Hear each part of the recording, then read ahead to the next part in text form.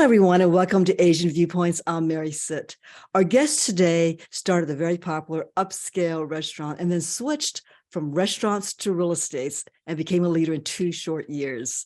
Thomas Nguyen, co-founder of Peli Peli South Africa Kitchen, featured on the Food Network, switched from restaurants to real estate. He is now the restaurant practice leader at CBRE, one of the nation's largest commercial real estate firms. Thomas, thanks so much for being with us. Mary, it's good to see you, and thank you so much for having me. So, South Africa, the Peli Peli restaurant was very popular. In fact, you had a couple of locations, so it was really like a chain. It was featured on the Food Network, on CNBC's Food Startup, and then you decided, I want to do something different. Why did you make the switch?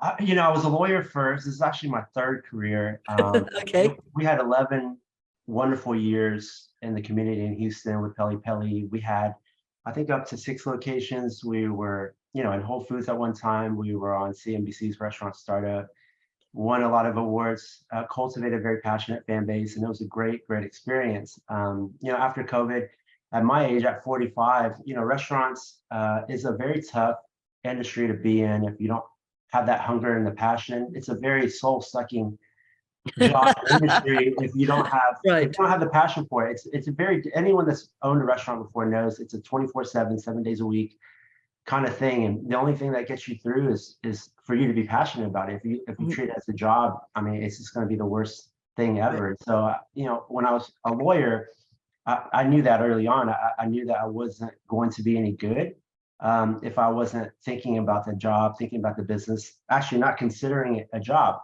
I was going to, as a lawyer, I knew I was going to be mediocre at best. And that was my fear with restaurants. After 11 years, I felt like I didn't have the same hunger, didn't have the same energy for it. And it was time for me to make a change. If not, it was going to lead me to a lot of unhappiness and really just mediocrity. So I pivoted at the age of 45. Scary prospect, scary transition to do. Right. Luckily, I had the support of my wife and a lot of friends and family, and able to find just a dream landing place at CBRE, and specifically with their top 10 rep team at the time, Brian Ashby and Sydney Dixon. They were able to take me in and become my mentors and really just help me get to this point. I mean, I wouldn't be here without them. So it's taken me 2 years to get to this point. Luckily, as a restaurateur, a successful one in Houston, I had a great network in the industry. And so my transition was easier than most, but I still had to learn the business and learn the trade, and that takes time. All my successes and failures have transitioned very well, and essentially I'm a free consultant to all my clients, and they love working with a broker that's actually been in their shoes and actually not just owned a location, but really built a brand and actually have gone through the rise and the fall and all the learning that comes through that. And I pass it on to my clients, and it's been a wonderful experience. You made this switch in the middle of the pandemic, right? And which is really also super scary.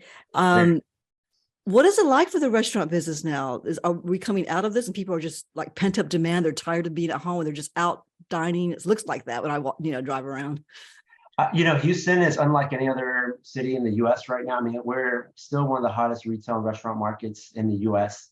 For a multitude of reasons. I mean, Houston has, in the last 10 years, has just emerged unlike any other city. And so we're still seeing a lot of interest, a lot of companies, restaurants from other states moving in, a lot of expansion into Houston. It used to be Houston restaurants would expand to other cities. Now it's kind of going the other way. People are figuring out that this is the perfect city to have a restaurant. We like to eat here. We do. have a very diverse demographic with good incomes, great mix of population, and it's a perfect town to open a restaurant. So the only problem is we don't have a lot of vacancy, and so that makes it difficult for us to find the right space for our clients. But we're patient. We build long-term relationships with our clients, so it's just a matter of waiting, being patient, and having the type of relationships with landlords so that we understand available vacancies as soon as they become available. Thomas, you said already you're 45 years old. You've had 3 careers, right? You were a lawyer, and then you're a restaurateur, a business entrepreneurial person, and now you're in real estate, commercial real estate.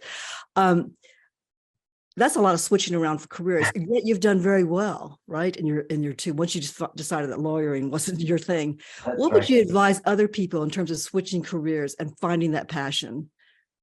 I mean, I know it sounds cliche, but I mean, the number one thing is to find something that you have a passion for, which is a difficult ask. Obviously, this is my third career. I'm turning 47 this year. It's not, there's no easy answer, but I will say that, with Peli Peli, I had never worked in a restaurant before.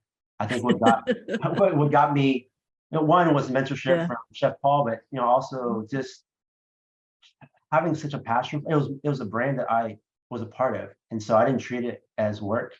I thought about it 24/7. If anything that I lacked, I think I made up for in just pure interest and passion for the restaurant. I lived and breathed Peli Peli for many, many, many years. Thomas, as an Asian American man, have you faced any barriers in your career that maybe your non-Asian counterparts did not face? Absolutely. I mean, this is a touching point. I mean, there's the thing called a bamboo ceiling, and the way we're perceived in the industry, and it's every industry. When I was a lawyer, I mean, Asian males it was difficult to make partner because we were perceived as weaker, not leaders, not outspoken, didn't have the personality. I mean, people didn't view us that way. We had to work so hard to get to that level. With restaurants, it's easy. I think restaurants is more of a level playing field because it's not kind of a corporate structure. So I love that part. In real estate, absolutely, I faced a bamboo ceiling even in my first year. Luckily, I had a very supportive team, and CBRE has been wonderful to work with, and helped me kind of get through those growing pains. But it exists. How do you break through without that angry man thing? You know what I'm saying? I mean, part of it is you have to be a little angry and kind of force the issue and make your point and be very forceful, be articulate and intelligent about how you approach it. You have to kind of have people understand the predicament that you're facing, maybe the perception that they're looking at you through the wrong lens, and provide them the type of evidence to show that you're the best person for the job. In fact, you can probably do this job better than others. And hopefully you find yourself in a company that can understand that, and you can walk them through why maybe you're deserving of elevation or a certain title or certain position. So what advice would you give other people who are in their careers and they feel like they're hitting the ceiling and they're being looked at with stereotypes? I mean, just being frank, one is that first thing, they have to look in the mirror. Are they producing? Because if you're going to ask someone for something, you have to back it up. Right. Are you excelling at your job? Are you hitting your goals? Are you doing your part I mean, that's first and foremost. If you're not doing that, then everything else doesn't make sense. Second thing I would say is, feel free to go out and explore your other options, because there's going to be other companies that maybe look at you differently, maybe value you differently. See what's out there. You'll be surprised at what you might find. And then ultimately, it's just a matter of having that conversation, figuring out where you feel like you can thrive and flourish. Are you at a company that's going to see you for who you are and allow you to be the best version of yourself within that company? Fortunately, I have been, but it's a difficult process. Well, Thomas, thank you so much for being with us and sharing your secrets to success. Appreciate it. Mary, thank you for having me. You're awesome. Thank you. If you enjoyed this video, please click the like button below and be sure to subscribe to this channel. We post a new video every Thursday. Thanks for watching. I'll see you in the next video.